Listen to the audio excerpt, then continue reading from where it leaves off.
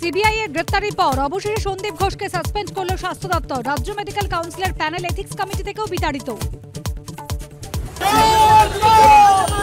সন্দীপের আজ দিনে সিবিআই হেফাজত। নিজাম প্যালেস থেকে বের করার সময় জোর জোর স্লোগান, কোর্ট থেকে বের করতেই সপাটে চড়। স্টেথোর চাপে সরল পুলিশের লৌহ কপাট। সিপিকে প্রতীকী শিরদাঁড়া দিয়ে সিপিরই ইস্তফা চাইলেন জুনিয়র ডাক্তাররা। ব্যর্থতা মেনেও পদে অনড় বিনীত, দাবি আন্দোলনকারীদের। 22 ঘন্টা পর ডাক্তারদের সামনে ঝুঁকল লালবাজার। সিপিকে স্মারকলিপি দিয়ে ফিয়ার্স লেন ছাড়লেন আন্দোলনকারীরা। ক্যাম্পাসে ফিরল বৃহত্তর লড়াই। রাতে আলো নিভিয়ে প্রতিবাদের ডাক।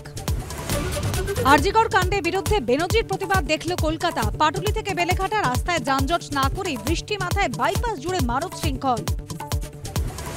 ধর্ষণের মৃত্যুদণ্ড চেয়ে বিধানসভায় বিল পাস। দ্রুত আইন করার দায় রাজ্যের, দাবি শুভেন্দুর। রাজ্যপালকে বলুন সই করতে, তারপর দায়িত্ব আমাদের, পাল্টা মুখ্যমন্ত্রী। ধর্ষণে ফাঁসি সাজা চেয়ে বিলেও শাসক বিরোধী সংঘাত। বিধানসভাতেই মোদী শাহের পদত্যাগ চাইলেন মুখ্যমন্ত্রী। পাল্টা মুখ্যমন্ত্রী ইস্তফা চেয়ে স্লোগান বিজেপির। সুপ্রিম কোর্টে আরজিকর মেডিকেলের মামলায় এবার অংশ হতেছে আবেদন কেন্দ্রীয় স্বরাষ্ট্র মন্ত্রকের। সিআইএসএফ জওয়ানদের উপযুক্ত থাকা খাওয়ার ব্যবস্থা না করার অভিযোগ।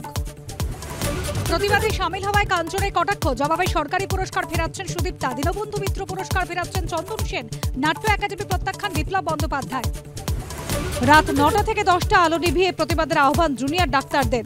আরজিকরে আন্দোলনে যোগ দিচ্ছে নির্যাতিতার পরিবারও। ঘণ্টাখানেক সঙ্গে সুমন রাত 8টা।